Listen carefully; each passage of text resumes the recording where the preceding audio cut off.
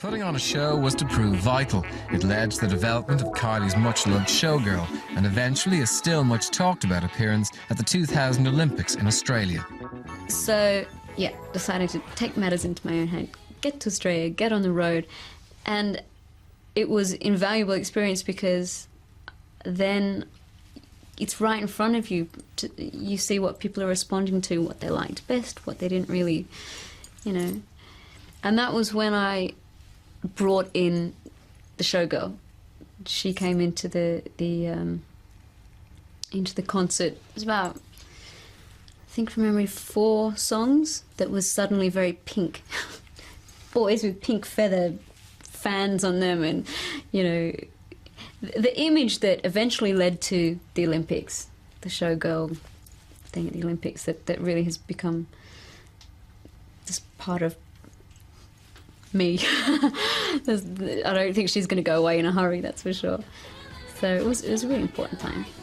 The next step in the comeback was to get a record deal. There were no shortage of offers, and Kylie eventually chose Parlophone, with whom it was quickly agreed she would return to making pop. Parlophone, well, I think we found each other at the right time. When I finished with Deconstruction, again met with a few different record companies. This time, they all pretty much said the same thing. We want to make a pop album with you, da-di-da-di-da. I said, that's great, that's what I want to do as well. So we launched into Light Years with that attitude. I had a few keywords that were poolside, disco, cocktail, beach, hence, Love Boat, Cuckoo, all those type of songs. It was really indulgent and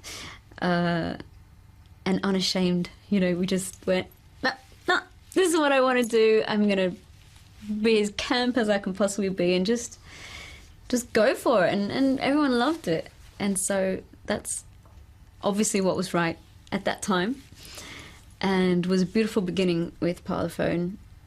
And I had to work that record a lot throughout Europe to remind people, well, I guess to reintroduce myself. And it was called a comeback, and I didn't mind that at all. I really didn't. I thought it was pretty appropriate in a lot of places.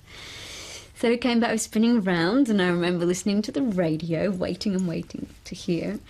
And when I finally heard that it was #1, I actually was speechless. I couldn't say anything. I couldn't say anything. I just walked into the room and there was people waiting. They knew I'd gone out to get the call.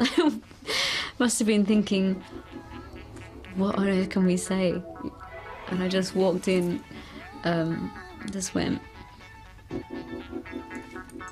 and cried. And that was that.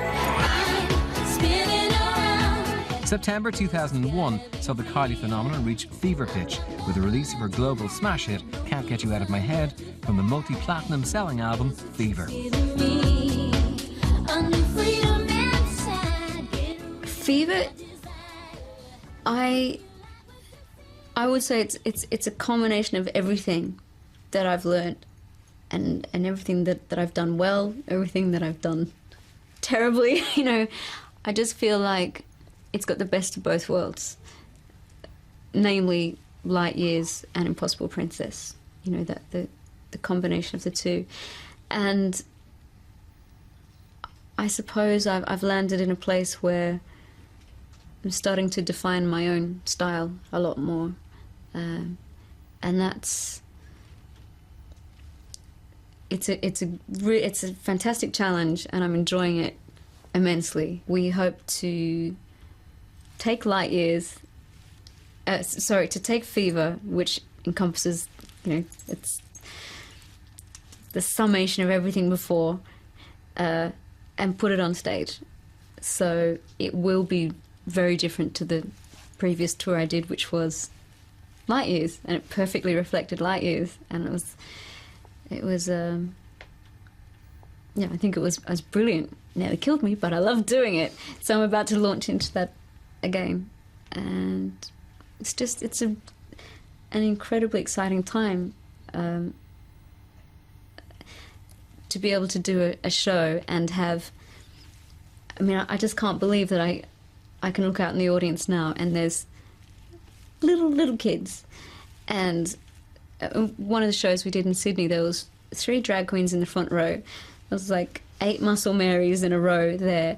There was a couple kissing further along the front row. There was a nana and her granddaughter holding their hands in the air like this. And just people going nuts with the T-shirts made, and it's brilliant. It's like having family in an arena. At this point, Kylie is one of the most recognisable people on the planet. What she does and who she does it with is news 24 hours a day. It can't be easy being Kylie, can it? What's it like being Kylie? It's... I'm still in the eye of a storm. They're all giggling at me because they just... like, I don't know. I just try and cope. Some days I feel like I'm actually in a madhouse. But when I talk about touring, that is exciting. That makes sense to me. What doesn't make sense is weeks and months of promotion, and I defy any artist to say that they really like it. You can, hey, it's enjoyable in small doses, but that is the draining part. And sometimes the press intrusion is a little much to cope with as well. But basically, it's all good.